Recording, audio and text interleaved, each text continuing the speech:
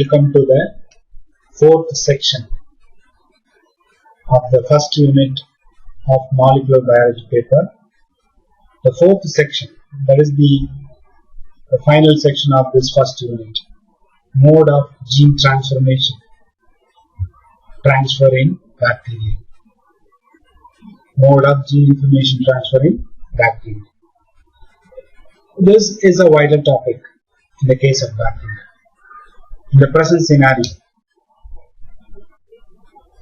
that is, for the occurrence of any disease, for the origin of a new disease, these are all the things that are possible only because of this process, that is known as gene transfer. If any viruses has to survive in human, mostly this process are used. If a bacteria want to survive in a particular environment, this process is used. So that is how this process has become very important for the survival of an organism. Here we will see how this process of gene transfers occurs in a bacteria. Gene transfer in bacteria can be accomplished usually through three processes, which is known as conjugation, transformation, and transcription. Here the transduction process is not occurred by its own, but it is occurred by the action of certain agents known as phages. Okay, so these gene transfers are usually artificially utilized only to locate the mutations, to locate the genes. So this is what artificially we are using, but these gene transfers are occurs naturally to form a new type of cells. Cells with extra characters are all obtained. The pathogenicity of certain organisms are achieved only by means of this gene transfer process. Okay, so I already told you that this gene transfer reactions occurs in three ways. One is known as the conjugation, another one is known as the transformation, another one is known as the transduction. So conjugation means what? The two cells will combine, conjugate. The conjugate means what? Combine, binding, combining, interacting. So if any gene transfer occurs by joining or by interacting, then it is known as the conjugation. These conjugation processes are usually used to transfer either a genome material, or it is used to transfer even a vector, that is a non-genomic nature, epigenetic transfer. Epigenome, the genome which is not present in the original genome, apart from the genetic content, like a plasmids, extra chromosomal DNA. So these transfer can also be possible with the help of this process of conjugation, but the condition for the conjugation is that the two cells are usually connected, interacted, binded through certain components. That is known as the conjugate. Usually pili. Mostly pilis are combined to form this conjugation process. And then second process known as the transformation. The transformation is nothing but a movement of a genetic material inside the cell. So they are not interacting with other cells. From the environment, from the external surroundings, the DNA or the genetic material which enter into a bacteria, then it is called as the transformation. Transfer of a DNA fragment from outside, from the external environment, from the culture medium. That is known as the transformation. Transduction means transfer of a genetic material with the help of a phage, or the phage transfers the material to a bacteria. Then that process is called as transduction. It may transfer the material from one bacteria to other bacteria, or it may transfer its own genetic material to one bacteria. Then it is called as a transduction. So if I say transduction, the role of phage is confirmed. Okay. If I say transformation, the transfer of material from environment, from the surroundings, from the external region, from the extracellular region, that is known as the transformation. Conjugation means the connection between the cells. Interactions between the cells are necessary. These diagrams are again indicating the different steps through which these processes are going to occur. You can see the same conjugation, the interaction between two cells. For transformation, there is no need for the other cell. Just a DNA or genetic material is enough for the process of transformation. And the third case, a forge is a must. The first case is also condition is must, the cell has to be joined. The third case also a condition is that the forge is required. Whereas in the second case, there is no need of any of this, only the genetic material is required. So mostly the process is transformation occurs mostly compared to conjugation and transcription. Now we will see these processes one by one. So first we will see about conjugation. So conjugation takes place when genetic material passes directly from one bacterium to another. In conjugation, two bacteria lie close together and connection forms between them. A plasmid or a part of bacterial chromosome passes from one cell to the other. Subsequent to conjugation, crossing over takes place between homologous sequence in the transferred DNA and chromosome of the recipient. So in conjugation, DNA is transferred only from donor to recipient with no reciprocal exchange of material. So the direction of flow of material during the process of conjugation is one directional. So it has to transfer genetic material from one bacteria to other bacteria. Okay. So why we are transferring the genetic material? The transferred genetic material is going to be mingled or interacted with the genetic material of the other bacteria. So new characters, new features is going to be added to the new bacteria. And then the cell which is going to donate the genetic material is known as the donor. And the cell which receives the genetic material is known as the recipient. Okay. The process of this conjugation is actually discovered during 1946 by two scientists, Ladenburg and Tata. They actually studied about two different strains of E. coli, which is going to be a strain A, which is grow in a minimal medium. If a medium were supplemented with methionine and biotin. And strain B would grow on a minimal medium only it was supplemented with threonine and leucine and thymine. So one strain requires 2 amino acids, the other strain requires 3 amino acids. But if you change a genetic material between these two bacteria, then what happens? The requirement changes because the genetic materials are mixed. That is how they identified the bacteria will transfer their genetic material with other bacteria, so that the newly formed bacteria will have different character than that of their parental bacteria. So that is how we confirm the process of conjugation. You can see now the A strain requires methionine because it is not having a methionine gene, whereas it has the other 3 genes. Similarly, the B strain has the methionine gene, but it does not have the other gene. Once you mix it up, when the new strain, you can check it out. The new strain will contain both methionine as well as threonine. So they grow in a normal medium itself. Even if you provide the minimal medium, they will grow because it does not require methionine or does not require threonine, because both the genes are present within the bacteria. So the bacteria, the character of requirement from the environment is not occurs. Simply you can see this through this conjugation process, the wild type bacteria. So initially these two bacteria are considered to be as a mutant. But after this gene transfer process, the mutant is become a wild type. That's what I already told. So when this conjugation process occurs, new variety, new type of organisms, new features are obtained through this process of conjugation. So in this example, they identified that the mutant type of bacteria converted into a wild type of bacteria. That is, then requirements, the need, the necessities are become unessential. That is what indispensable.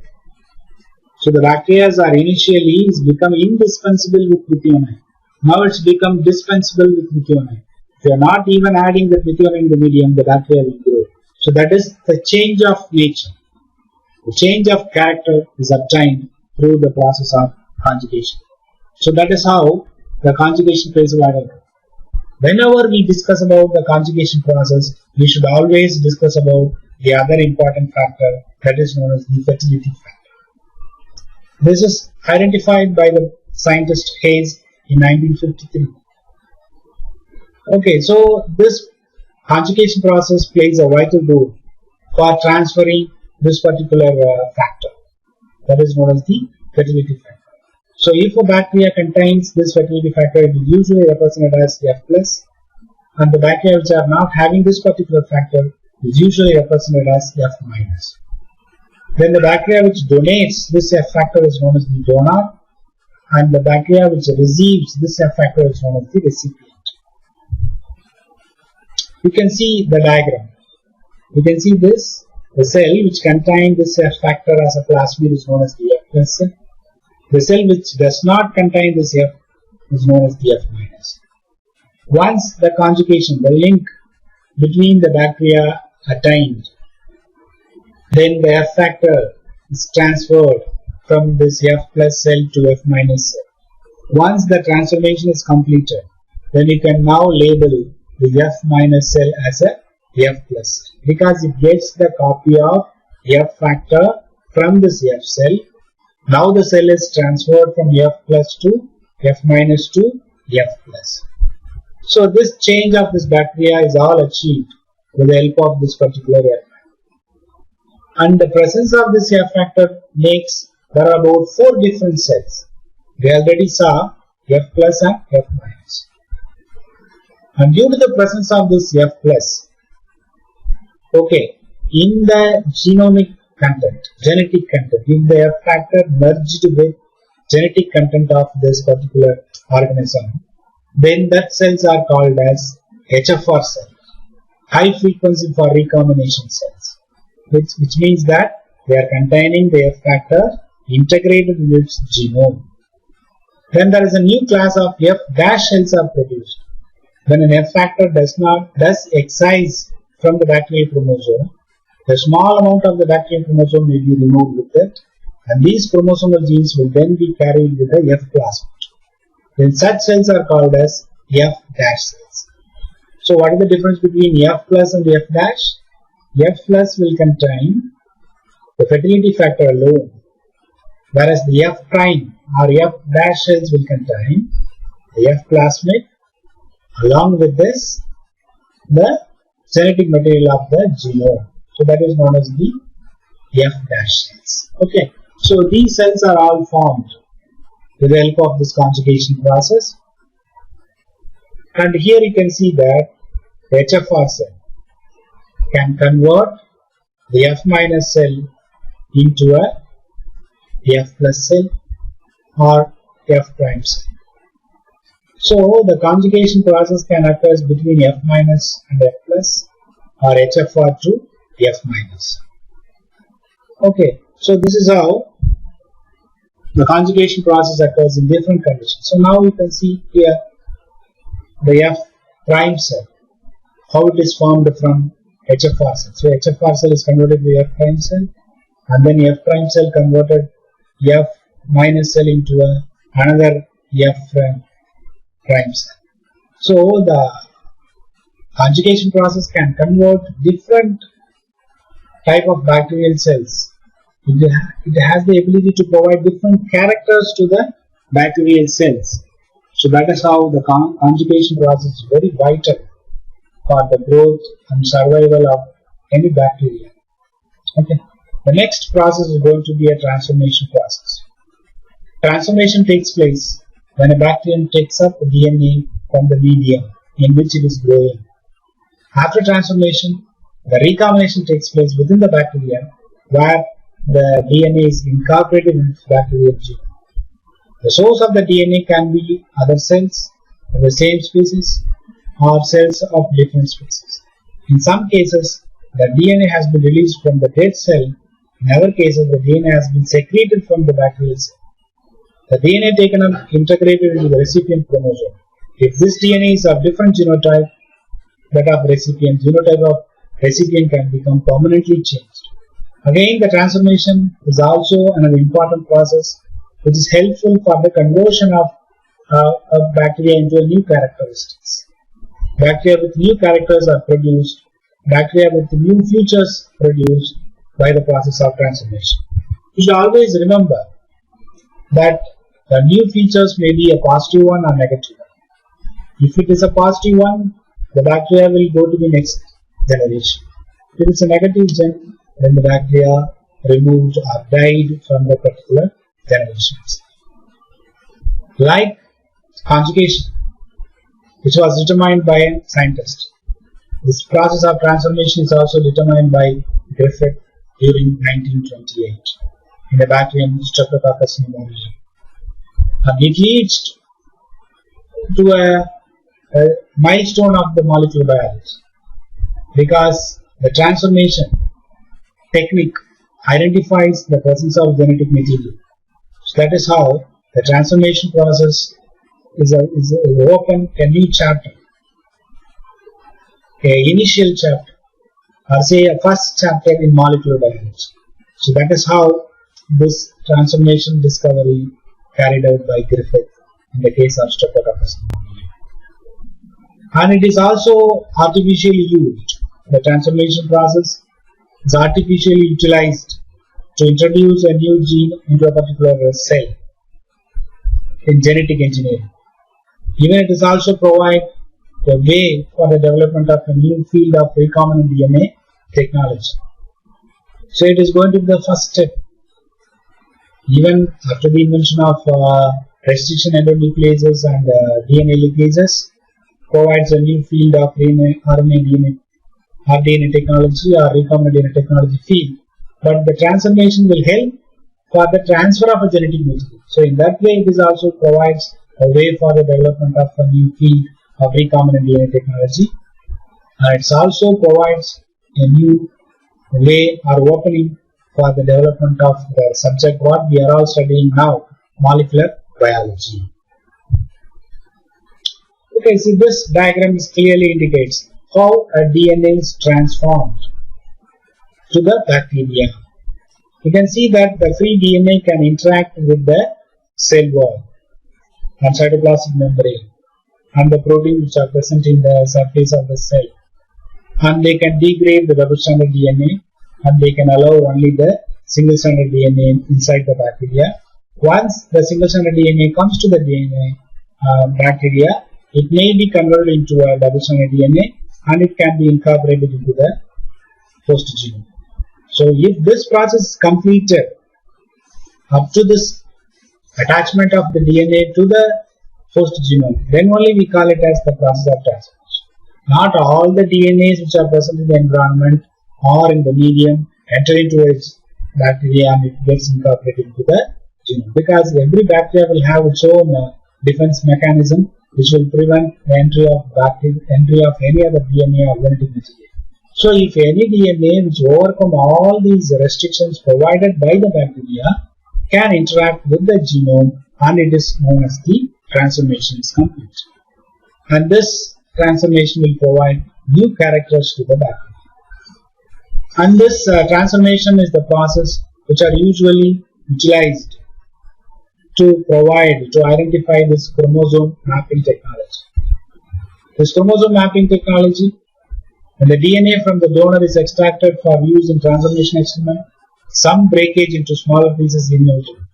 If two donor genes are located close together on a chromosome, then there is a greater chance that they will be carried on to the same species of transforming DNA, and hence will cause a double transformation.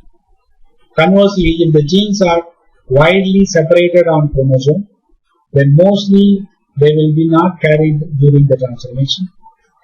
Or we can say the transformation frequency is not possible to transfer the gene. So out of this transformation, what we are going to get is whether the two genes are present very closely or distant.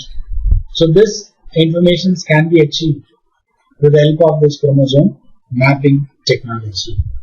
The linkage between the genes can be achieved, can be determined, identified with the help of the previous transformation phenomenon. That's what here we are mentioning as a chromosome mapping. So here we are mapping the chromosomes depending upon the distance between the genes or the linkage between the genes can be identified with the help of this chromosome mapping. So now we saw two different techniques, conjugation as well as the transformation.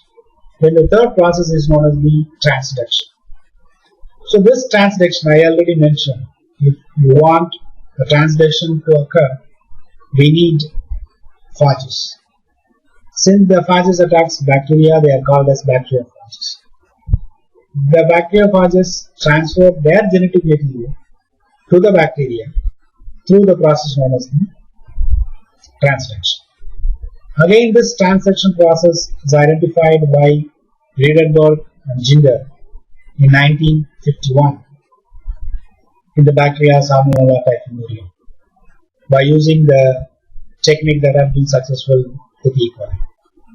The researchers used two different strains. One was phenylalanine tryptophan tyrosine mutant, and another one is the methionine and histidine mutant.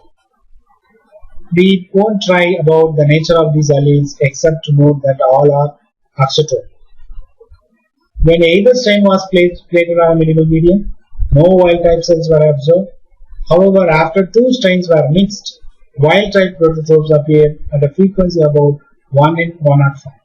Thus far, the situation seems similar to that of recombination in E. coli. Okay, so here by growing these two organisms, they identified something is transferred between these two organisms, but they are not developing a conjugation process. So these are the things are possible only because of the viruses they added to the medium, which transfer the genetic materials from one bacteria to other bacteria, and they will convert that bacteria into a wild type. So that is what the concept of transduction arises. Then if you consider the phages, there are about two different types of phages are available. One is known as the lysogenic, another one is known as the lytic. Okay.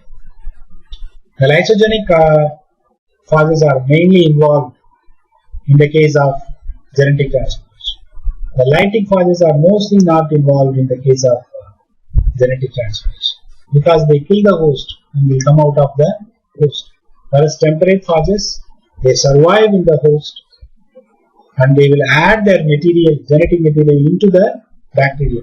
So that is how the temperate phages or lysogenic phages are more significant in the case of gene transfer when compared to that of virulent phages or lytic phages. And then this transduction are of two types. One is known as the generalized transduction, another one is known as the specialized transduction. The phages P1 and P22 both belongs to phage group that shows generalized transduction. P22 DNA inserts into host chromosome, whereas P1 DNA remains free like a large plasma. However, both transduced by a faulty head software. That is, it is achieved by the help of this phages. This generalized transduction can be used to obtain bacterial linkages information. So like before transformation, this is also used to identify the linkages between the genes. For example, if you want to study the linkage between methionine and arginine in E. coli, we could grow phages P1 on a donor M+ and arginine strain, then allow the P1 phages to lyse the strain to infect methionine negative strain. First, one donor allele is selected, that is methionine plus, then the percentage of methionine colonies that are also arginine is measured. Strain transduced both methionine and are called co-transductions. The greater the co-transduction frequency, the closer the two genetic markers must be. Linkage values are usually expressed as co-transduction frequencies. Here you will identify that they want to identify whether the two genes are present close together. So they took a strain which is having lack of both this gene, and then they target only one particular gene. They select the phage which contains only one particular gene. But they analyze the presence of two genes in the new generated organisms. If two genes are present very close to each other, then one particular gene is transduced. Along with that gene, the other gene is also transduced. So, the frequency of the occurrence of both genes are found to be very high if two genes are present very close to each other. So that is how the two genes are usually called as a co-transductants. The occurrence are also represented in terms of co-transduction frequencies. So this, you can see this in example for the transduction phenomena, and then you can see that the genome is get integrated with this particular gene. So this is known as the temperate phage reaction. And then a specialized transduction. And it is also identified by Joshua and Esther Liebenberg with the help of the temperate E. coli phage called lambda.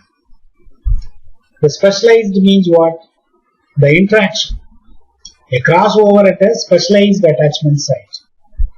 The lysogenic bacterium can produce a new type of genes. A gal gene is going to be transferred along with this lambda phage. And sometimes cross-linking is also, crossover can also occur between certain genes of host genome as well as the genome which are going to be introduced by means of this transduction. Okay, so in a specific site the transduction occurs and variations in the genetic nature occurs in the case of specialized transduction. You can see this diagram which clearly indicates that in the first case it gets interacted in a specific sites.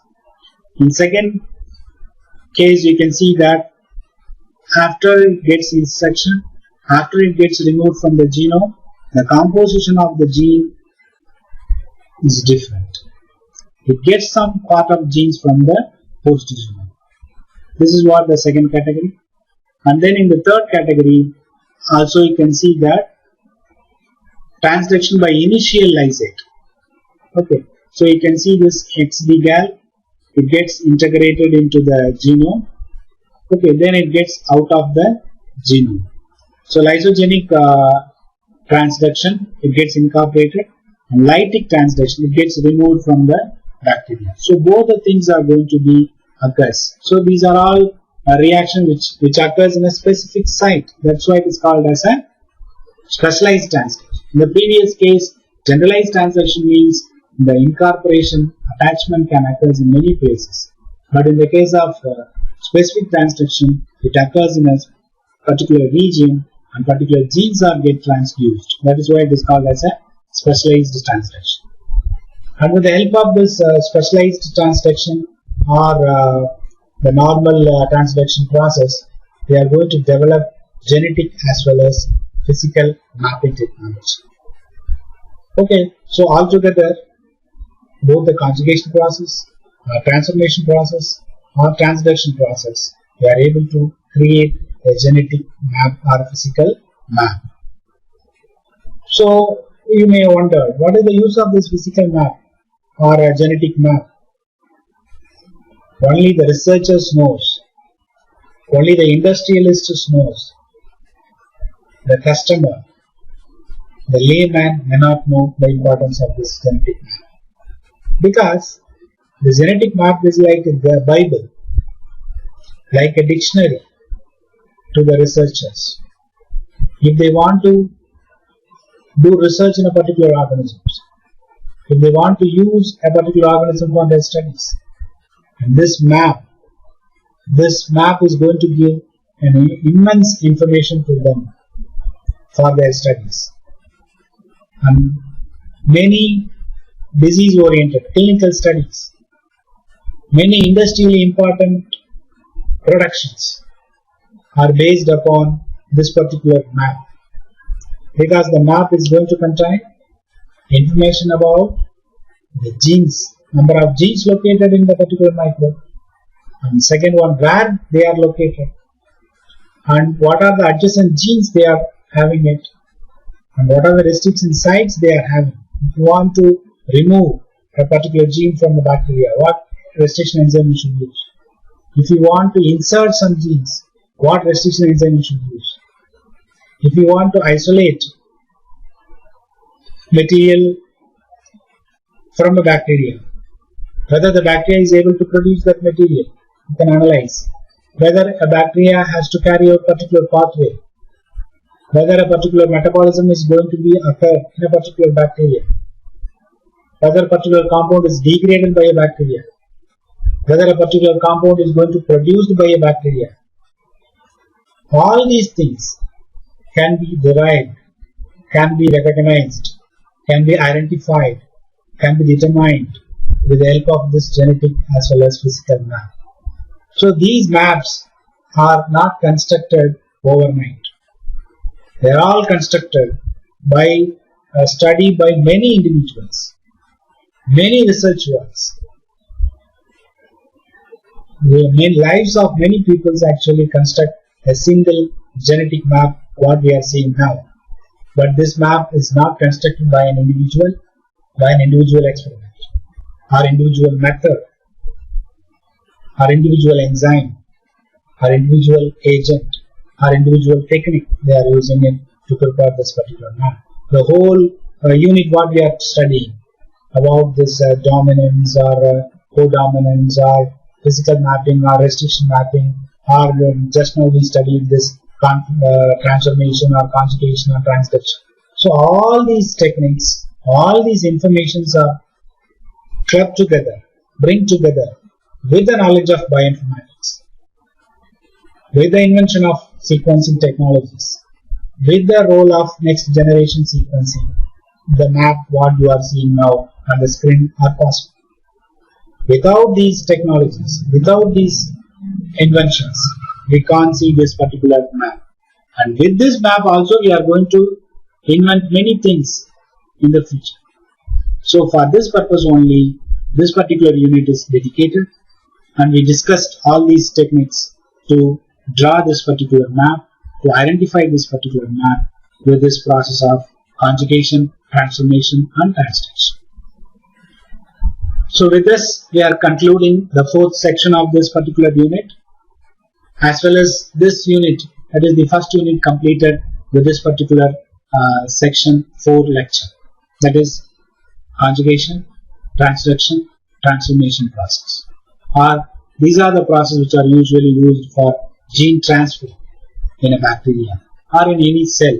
Yes, because of this, any one of this process, the genes are usually entered into a particular cell. So if anybody have any questions related with this particular topic, you can send me the questions to the mail ID sivabio@gmail.com, or you can contact me through phone with the number 9865-866-168. Okay, so through that you can raise your questions. I will reply the answers through the mail or through phone. These are the books referred for the preparation of this material, and you can refer these books to get more information about this topic. I recommend to refer genetic based books rather than the molecular biology books, because the topic of this conjugation, transformation, transduction, they all comes in the genetic, the first step of molecular biology. So it is going to be the first initial phase of molecular biology is going to discuss about all these things. So it's better if you refer genetic books, you may get more information regarding this conjugation, transformation and transduction process. So with this, I conclude the section 4 and unit 1 of this paper, molecular biology. Thank you, and